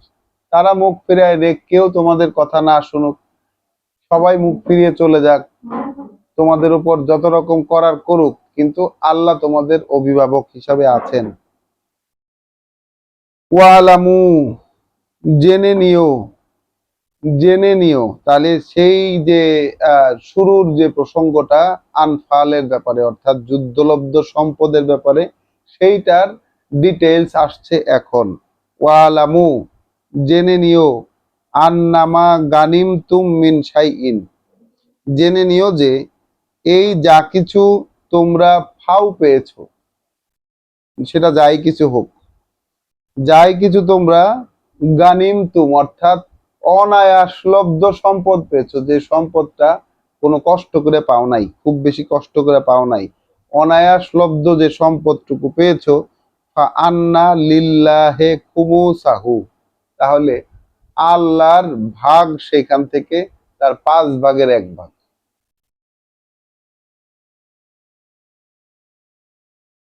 আল্লাহর ভাগ সেখান থেকে 5/1 ভাগ, অর্থাৎ 20%।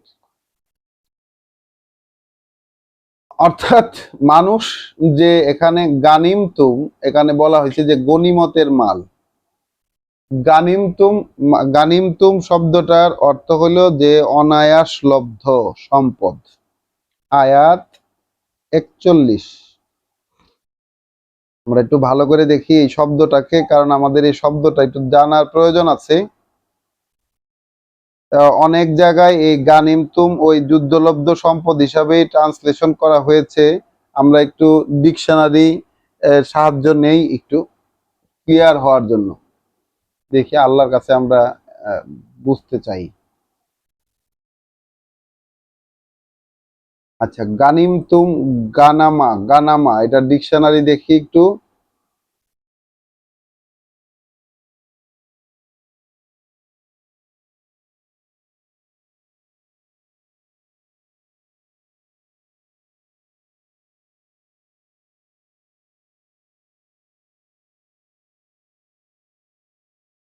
আচ্ছা, গানিমা, গানিমা মানে হচ্ছে টু গেইন বুটি। তো বুটি মানে ওইটাই, বুটি মানে হলো যুদ্ধলব্ধ সম্পদ, যেটা ওইটার এই বুটি বলে। B B double O T Y, booty, হ্যাঁ লুটের মাল, হ্যাঁ লুটের মাল, রাইট। টু গেইন বুটি, লুটের মাল পাওয়া। টু টেক অ্যাজ বুটি, লুট হিসাবে নিয়ে নেওয়া, ক্যাপচার।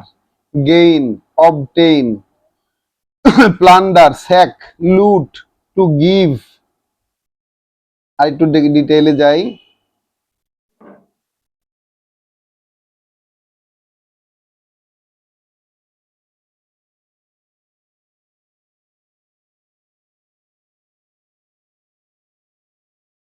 আম,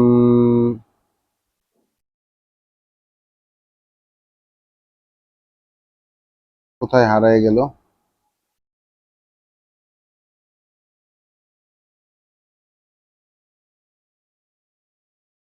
আচ্ছা, আমি হারাই ফেলছি আসলে শব্দটাকে। আর যুদ্ধলব্ধ, যুদ্ধলব্ধ, হ্যাঁ পরের অর্থ হলো গানাম। গানাম হলো আপনার ওই পশু পশু পাখি আর কি, আনাম থেকে গানাম। তাই। আচ্ছা, এই অন্য দুইটাই অন্য আরেকটাই ডিকশনারি দেখি, দেখি একটু দেখা যায়, 2 মিনিট সময় লাগলেও আমরা একটু দেখি। গানিম মানে হচ্ছে ক্যারি অফ অ্যাজ বুটি, ওই লুটের সম্পদ। উইন অফ অ্যাজ বুটি, জিতে নেওয়া, লুটের মাল জয় করা। উইন ইজিলি মানে অনায়াস, ওই যে এখানে আসলো কিন্তু উইন, উইন ইজিলি কোনো কিছু জেতা অনায়াসে।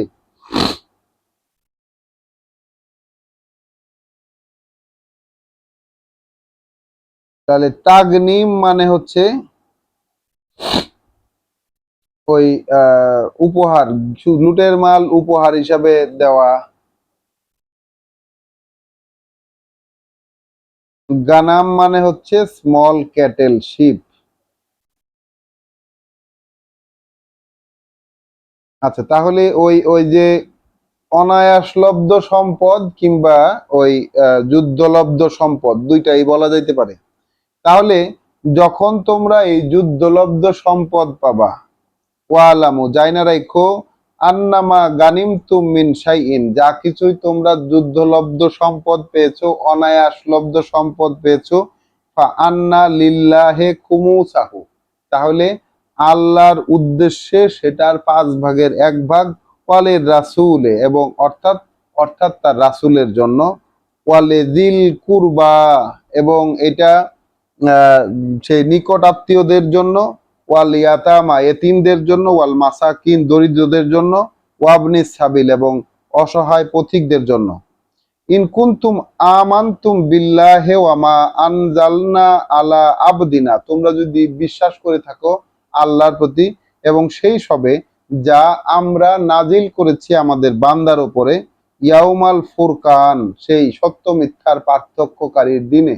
ওই যে যেটা যেটা হচ্ছে যে বদরের যুদ্ধ, সত্য মিথ্যার পার্থক্যকারীর দিনে যে বিষয়টা আমরা নাজিল করলাম আমাদের বান্দার উপরে, এইটাতে যদি বিশ্বাস করে থাকো, ইয়াউমাল তাকাল জামান, যেদিন 2 বাহিনী মুখোমুখি হয়েছিল, ওয়াল্লাহু আলা কুল্লি শাইইন কাদির, তাহলে মানে ওই 5 ভাগের 1 ভাগ দিয়া দিবা যদি আহ বিল্লাহ আল্লাহর প্রতি ঈমান আনায় থাকো, যদি ঈমান আনায় থাকো সেই বান্দার প্রতি যা কিছু নাজিল করছিলাম, সেই 2 বাহিনী যেদিন মুখোমুখি হয়েছিল, সেই সত্য মিথ্যা পার্থক্য হয়ে যাওয়ার দিনে যা কিছু আল্লাহ প্রকাশ করছিলেন সেই বিষয়ে যদি ঈমান আনা থাকো, তাহলে ওই 5 ভাগের 1 ভাগ যা কিছু যুদ্ধলব্ধ সম্পদ তোমরা পাইলা, এইটা আল্লাহর জন্য এবং রাসূলের জন্য। একেবারে ফিক্সড করে দিলেন, ওয়াল্লাহু আলা কুল্লি শাইইন কাদির, আল্লাহ কিন্তু সব বিষয়ের উপরে তার ক্ষমতা প্রয়োগ করতে পারেন। ইজ আনতুম বিল উদওয়াতিদ দুনিয়া, যখন তোমরা ছিলে প্রান্তরের এই দিকে, অর্থাৎ এই পারে ছিলে, তোমরা একটা উপত্যকা, একটা প্রান্তরের এই পারে ছিলে। ওয়াহুম বিল উদওয়াতিল কুসওয়া, এবং তারা ছিল দূরতম প্রান্তে, মানে ঠিক অপোজিট প্রান্তে যখন তারা ছিল।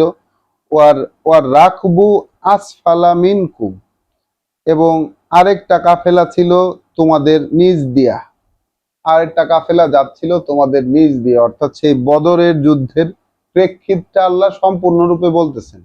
তাহলে একটা প্রান্তর, সেই প্রান্তরের এক পাশে বিশ্বাসীরা তাদের আহ, আস্তানা করছে, সেখানে অবস্থান করছে, এবং তাদের শত্রু অবিশ্বাসীরা ছিল অপর প্রান্তে, এবং ওইদিকে আরেকটা কাফেলা যাচ্ছিল যে বিশ্বাসীদের নিজ দিয়ে, অর্থাৎ তারা উঁচু একটা জায়গায় ছিল, উঁচু একটা প্রান্তরে ছিল, সেই উঁচু প্রান্তরের নিচু অবস্থান দিয়ে আরেকটা কাফেলা পার হয়ে যাচ্ছে।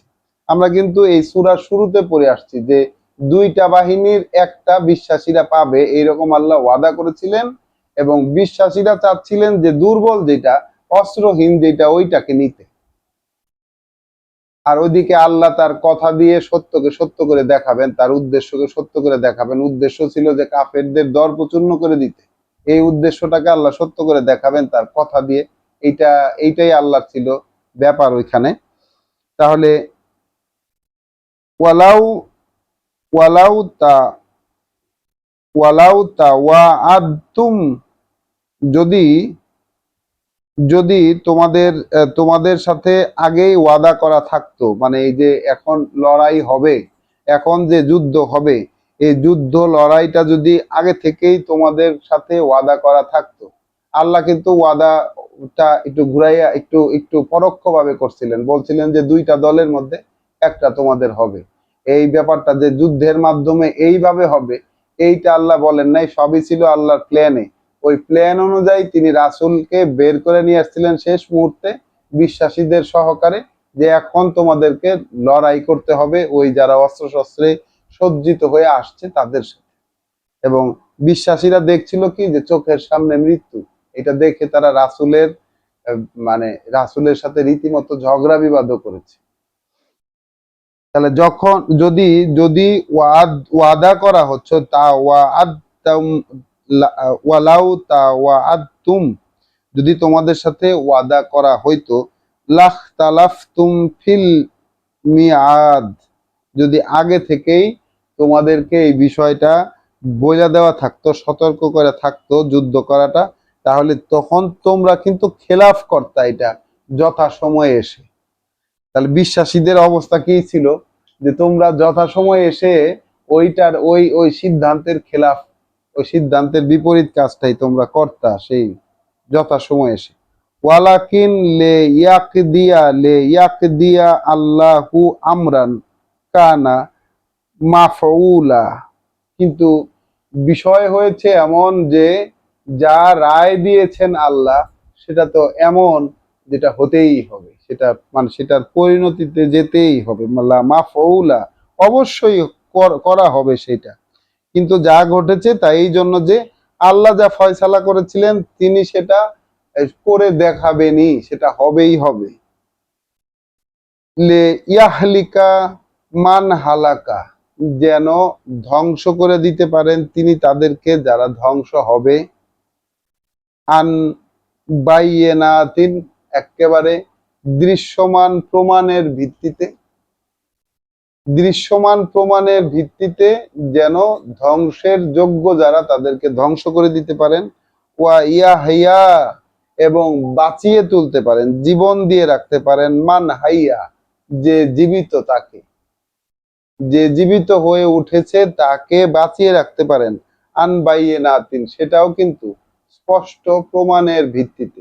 তাহলে প্রমাণটা কি, একদল আল্লাহর পথে লড়াই করছে, আরেক দল আল্লাহর পথকে অস্বীকার করে, এইটা পরস্পরের কাছে প্রমাণিত, এবং এই পজিশনে রেখে আল্লাহ সেই মন্দকে ওই ভালো থেকে আলাদা করে সেটাকে আলাদা করেই ছাড়বেন আল্লাহ। এটাই হচ্ছে আল্লাহর ফাইনাল আউটকাম, উদ্দেশ্য, যে ধ্বংস করে দিবেন তাদেরকে যারা ধ্বংস হওয়ার, সেটাও প্রমাণের ভিত্তিতে, এবং আহ, বাঁচিয়ে রাখবেন তাদেরকে যারা জীবিত, সেটাও স্পষ্ট প্রমাণের ভিত্তিতে। ওয়া ইন্না আল্লাহা লা সামিউন আলিম। আর কার্যত কার্যত আল্লাহ সব, অবশ্যই সব শোনেন এবং জেনে নেন। ইজ ইউরিকাহুম আল্লাহ, যখন আল্লাহ দেখিয়েছিলেন তোমাকে, ফি মানামিকা, তোমার ঘুমের মধ্যে। তাহলে আবারও মোহাম্মদ রাসূলুল্লাহ আসলেন প্রসঙ্গে।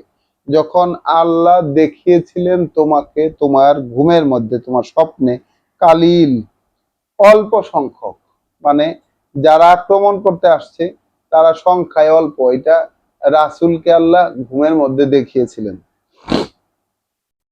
ওয়ালাউ আরাকাহুম কাসীরান, যদি তিনি দেখাতেন তোমাকে তাদের সংখ্যাটা বেশি, লাফাশিলতুম, তখন তো তোমরা মনোবল হারিয়ে ফেলতে। তাহলে তোমরা মনোবল হারিয়ে ফেলতে, সাহস হারিয়ে ফেলতে।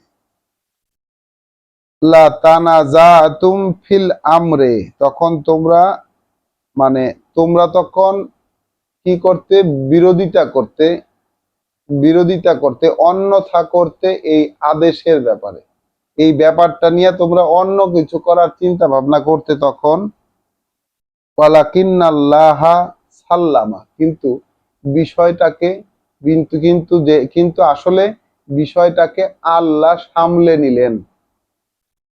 ওয়ালাকিন্নাল্লাহা সাল্লামা, আল্লাহ বিষয়টাকে সামলে নিলেন। তাহলে এই জায়গায় থেমে আমরা একটু দেখি অদৃশ্য ব্যবস্থাপনা, যে ব্যবস্থাপনাগুলো আমরা দেখতে পাই না, আমরা দেখি অলওয়েজ আমাদেরকেই সামনে, আমাদেরকে কর্তার ভূমিকায় দেখি, কিন্তু পুরো ব্যবস্থাপনা এবং তা সামলানোর দায় দায়িত্বগুলো প্রত্যেকটা ক্ষেত্রে আল্লাহ পালন করছেন। বিশ্বাসীদেরকে ফ্রন্টে রেখে সামলানোর ব্যাপারটা কিন্তু আল্লাহ পালন করছেন। আল্লাহ বলছেন যে রাসূলকে তিনি স্বপ্নে দেখিয়েছেন যে সংখ্যায় তারা অল্প। এদিকে রাসূলকে স্বপ্নে দেখিয়েছেন, তাহলে রাসূল গিয়ে তার সাহাবীদেরকে এটা বলেছেন যে তারা কিন্তু, যারা আসতেছে লড়াই করতে, সংখ্যায় তারা অল্প। কিন্তু সংখ্যায় তো তারা অল্প ছিল না, সংখ্যায় তো তাদের চেয়ে অনেক কয়েক গুণ ছিল। তাহলে যদি আল্লাহ বলছেন যদি তাদেরকে সংখ্যায় বেশি এইটা দেখাইতাম, তাহলে তোমরা সাহস হারাই ফেলতে এবং এই ব্যাপারে অন্যরকম কোনো কিছু করার চিন্তা ভাবনা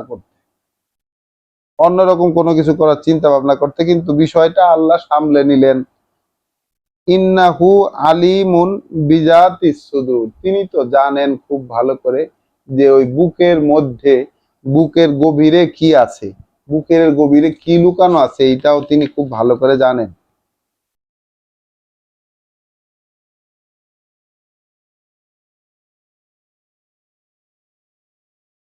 ওয়া ইজ ইউরিকুহুম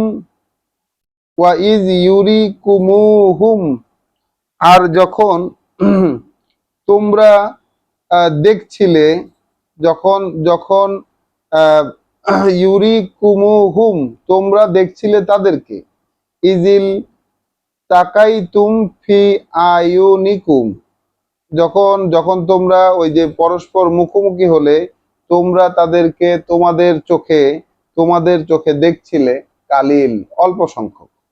তাহলে বিশ্বাসীরা যখন ওই কাফেরদের দলের দিকে পরস্পর মুখোমুখি হওয়া অবস্থায় তাকালো, তখন বিশ্বাসীরা কাফেরদেরকে দেখলো সংখ্যায় অল্প। তার মানে আল্লাহ যে স্বপ্নটা দেখিয়েছিলেন রাসূলকে, সেটা কিন্তু চোখের দেখায় বাস্তব হয়ে গেল। সংখ্যায় তারা অল্প ছিল না, কিন্তু বিশ্বাসীরা যখন তাকালো তখন দেখলো সংখ্যায় অল্প। ওয়ায়ু কাল্লি ওয়ায়ু কাল্লি লুকুম ফি আয়ুনিহিম, এবং তোমাদের সংখ্যাটাও তিনি অল্প করে দেখালেন ওদের চোখে, মানে ওরাও দেখতে পাচ্ছে এই পাশে অল্প সংখ্যক, এদিকে বিশ্বাসীরাও তাকিয়ে দেখতে পাচ্ছে ওদেরকে অল্প সংখ্যক।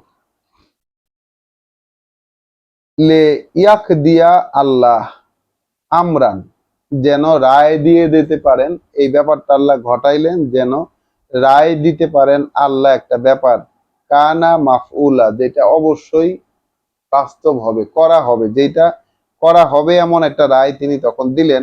ওয়া ইলাল্লাহে তুরজাউল উমুর, যেহেতু প্রত্যেকটি বিষয় আল্লাহর কাছে ফিরে যায়, যেহেতু প্রত্যেকটি বিষয় আল্লাহর দিকে ফিরে যায় প্রত্যেকটি বিষয়। ইয়া আইয়ুহাল্লাযীনা আমানু, ওহে যারা এনেছো বিশ্বাস, ইজা লাকিতুম ফিআতান, যখন তোমরা মুখোমুখি হও কোনো বাহিনীর, যখন তোমরা মুখোমুখি হও কোনো বাহিনীর, ফাসবুতু, তখন দৃঢ়তার সাথে মোকাবেলা করবে, দৃঢ়তার সাথে মোকাবেলা করবে। ওয়াজকুরু আল্লাহ, এবং স্মরণ করবে আল্লাহকে, কাসিরান, অনেক বেশি করে, প্রচুর পরিমাণে স্মরণ করবে আল্লাহকে প্রচুর পরিমাণে, লাআল্লাকুম তুফলিহুন, যেন তোমরা সফল হতে পারো।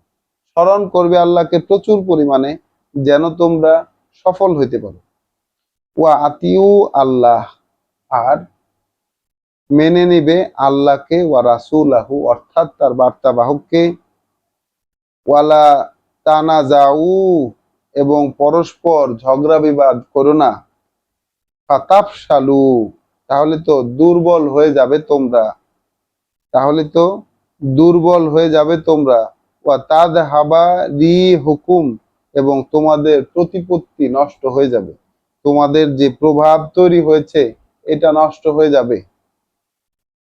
ওয়াসবিরু, বরং তোমরা অবিচল থাকো তোমাদের অবস্থানে। তাহলে আল্লাহকে মাইনা নেও রাসূলকে, এবং পরস্পরে বিবাদ করো না।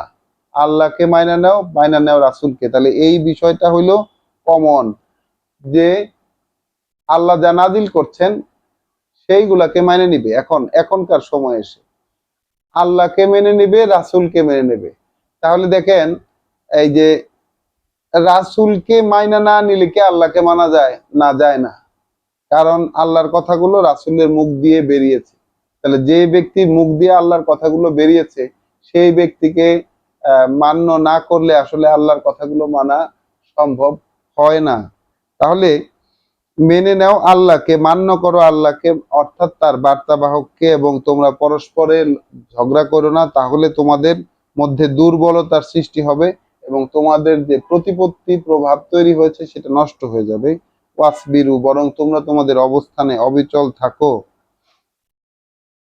ইন্নাল্লাহা মা'আস সাবিরিন, কার্যত আল্লাহ আছেন যারা ধৈর্য ধরে তাদের অবস্থানে অবিচল থাকে তাদের সাথে।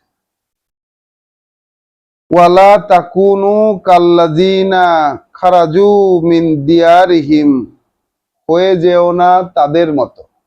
ওয়ালা তাকুনু, হয়ে যেও না তাদের মতো, কাল্লাযিনা, তাদের মতো, খারাজু, যারা বের হয়েছে, কা আল্লাযিনা, তারা যারা বের হয়েছে, মিন দিয়ারিহিম, তাদের ঘরবাড়িগুলো থেকে, বাতারান, গৌরব সহকারে, অহংকার বশত, ওয়ারিয়া আন্নাস, এবং মানুষকে দেখাতে।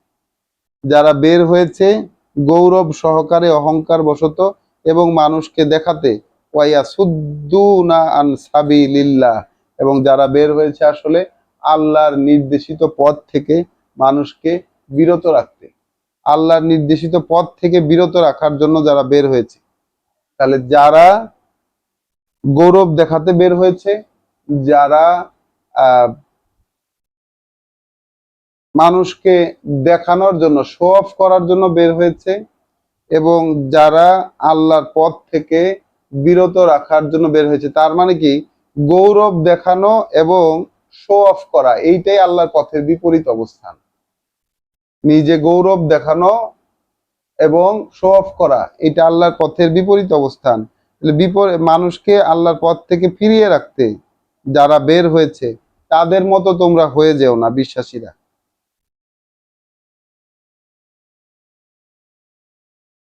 ওয়াল্লাহু বিমা তা'মালুনা মুহিত, মানে বিষয়টা ছিল কি, মক্কা থেকে সেই কাফেরেরা যখন বের হয়েছে রাসূল এবং তার সঙ্গীদেরকে সাহায্য করবে এই জন্য মেরে ফেলবে, তারা যথেষ্ট অস্ত্র শস্ত্র, ঘোড়া উট ইত্যাদি দিয়ে সজ্জিত হয়ে বেরিয়েছে এবং বেশ ঢাক ঢোল পিটিয়ে তারা বের হয়েছে মানুষকে দেখাতে। সেখানে কিন্তু শয়তানও ছিল।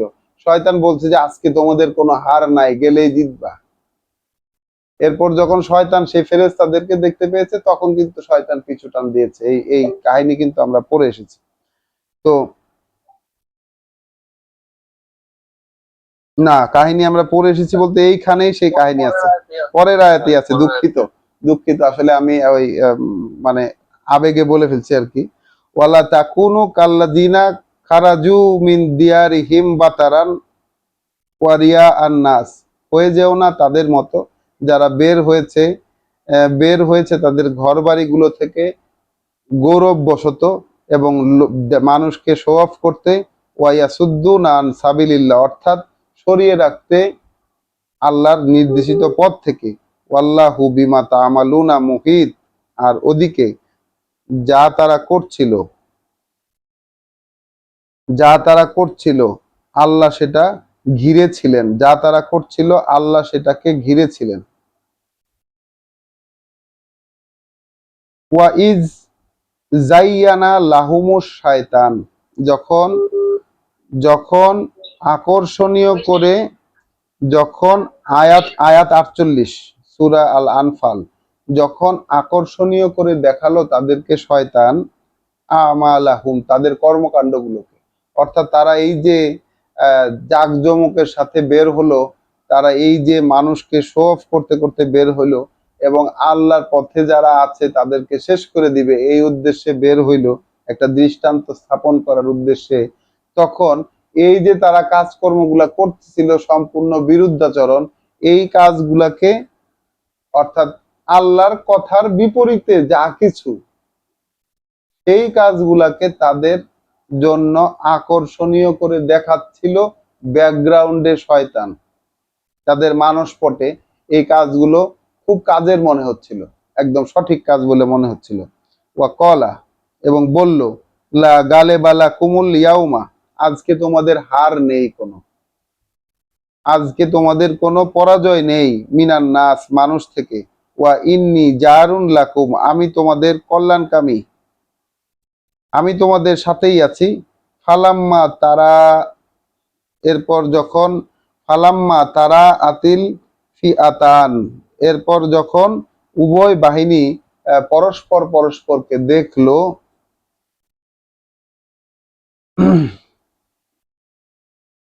নাকাসা আলা আকিবাইহে, উল্টো দিকে ঘুরে চলে গেল সে, তখন সেই শয়তান উল্টো দিকে ঘুরে চলে গেল। ওয়া কলা, এবং বলছে, ইন্নি বারি উন মিনকুম, কোনো সম্পর্ক নাই আমার তোমাদের সাথে, আমি তোমাদের থেকে মুক্ত। ইন্নি আরা, আমি দেখতে পাচ্ছি, মা লা তারাও না, যা তোমরা দেখতে পাওনি। ইন্নি আখাফুল্লাহ, আমি তো ভয় পাই আল্লাহকে। শয়তান বলছে আমি তো ভয় পাই আল্লাহকে। ওয়াল্লাহু শাদীদুল ইকাব, আল্লাহ কিন্তু শাস্তিদাতা, কঠোর। আল্লাহ কিন্তু কঠোর শাস্তিদাতা, ভয়ঙ্কর শাস্তিদাতা। তাহলে আমাদের বিশ্বাসটা আমরা কোথায় রাখবো? শয়তান কর্মকাণ্ডগুলো কালামের বিপরীতে, আল্লাহর কথার বিপরীতে যা কিছু মানুষ করে, শয়তান এই কাজগুলোকে আকর্ষণীয় করে দেখায়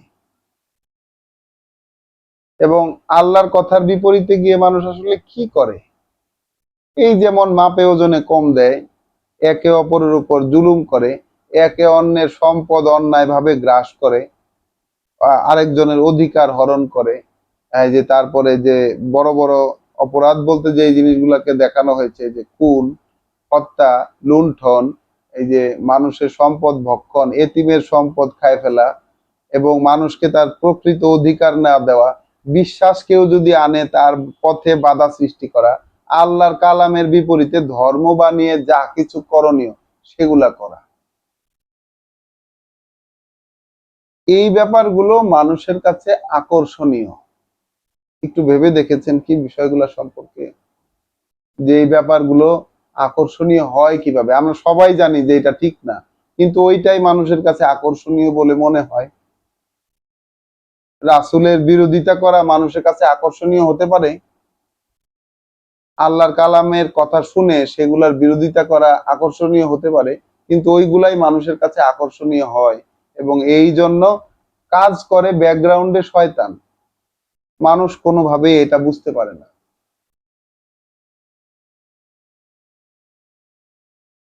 ওদিকে যখন শয়তান সেই আল্লাহর বাহিনী যখন দেখতে পেয়েছে, যে ওই যে 1000 ফেরেশতা যারা র‍্যাঙ্কওয়ালা, বিভিন্ন র‍্যাঙ্কের যে ফেরেশতা, বিভিন্ন পদমর্যাদার ফেরেশতা, সেই পদমর্যাদার ফেরেশতাদেরকে শয়তান যখন দেখেছে, তখন পিছটান দিয়ে উল্টো দিকে ঘুরে চলে যেতে বলছে, যেতে যেতে বলছে যে আমি আল্লাহকে ভয় পাই।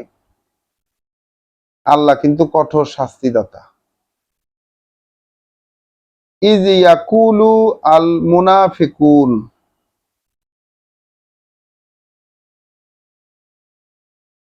আমরা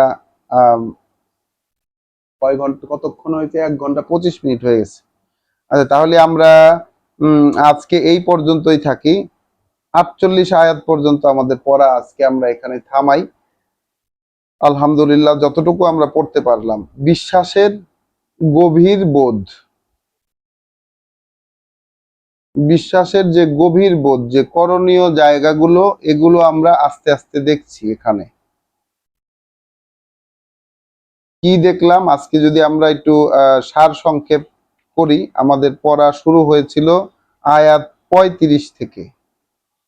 আয়াত 35-এ আমরা জানতে পেরেছি যে রাসূলের সময়ে কাবা, অর্থাৎ সেই আল্লাহর যে ঘর, যে ঘরটা, যেটা মসজিদুল হারাম, সেইখানে তখন সালাত হইতো।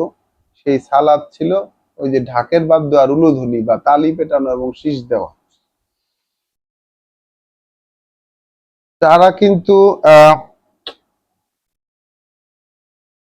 বলছেন আল্লাহ যে নিজেদের ধন সম্পদ, একদল মানুষ নিজেদের ধন সম্পদ ব্যয় করে আল্লাহর পথে বাধা সৃষ্টি করার জন্য। এখন আল্লাহর পথ বলতে কি আসলে? আল্লাহর পথটা হলো কোরআনে যে পথের দিশা দেয়, সেটাই কিন্তু আল্লাহর পথ। আল্লাহর পথ সেটাই সিরাতুল্লাহ, সাবিলিল্লাহ, আল্লাহর পথ। তাহলে আল্লাহর পথ, আল্লাহর পথে বাধা দেওয়ার জন্য ব্যয় করে, এবং এই ব্যয় তারা করতেই থাকবে। অর্থাৎ এই ধরনের মানুষ সব সময় থাকবে পৃথিবীতে।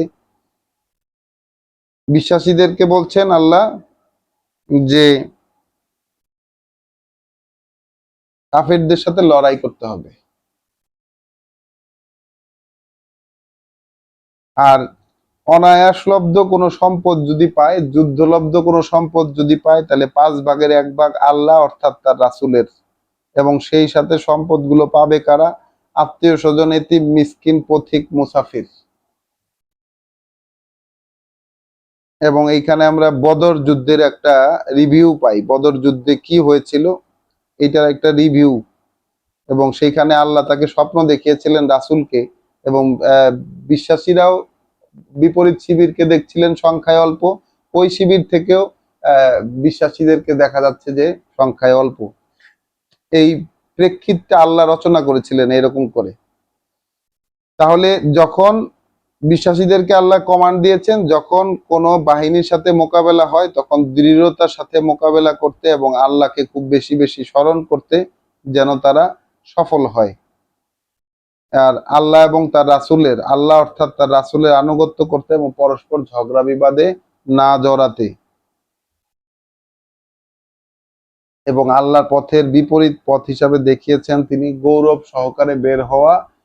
গৌরব সহকারে বের হওয়া, মানুষকে দেখানোর জন্য কোনো কিছু করতে বের হওয়া, অর্থাৎ আল্লাহর পথ থেকে বিরত রাখার জন্য, আল্লাহর পথ থেকে বাধা দিয়ে রাখার জন্য যে অভিযান বা যে বের হওয়া, সেইটাকে। তো আলহামদুলিল্লাহ, আল্লাহর কাছে আমরা প্রার্থনা করব যেন তিনি আমাদেরকে এই যা কিছু বিশ্বাসের উপকরণ তিনি প্রতিনিয়ত আমাদের কাছে খোলাসা করছেন, এগুলো যেন তিনি আমাদের অন্তরে এগুলোর জায়গা করে দেন। তিনি যেন আমাদের প্রতি ওহী পূর্ণ করে দেন। রব্বানা লা তুজিগ কুলুবানা বাদা ইয হাদাইতানা ওয়া হাব লানা মিন লাদুনকা রাহমা ইন্নাকা আনতাল ওয়াহ্হাব। আসসালামু আলাইকুম ওয়া রাহমাতুল্লাহ।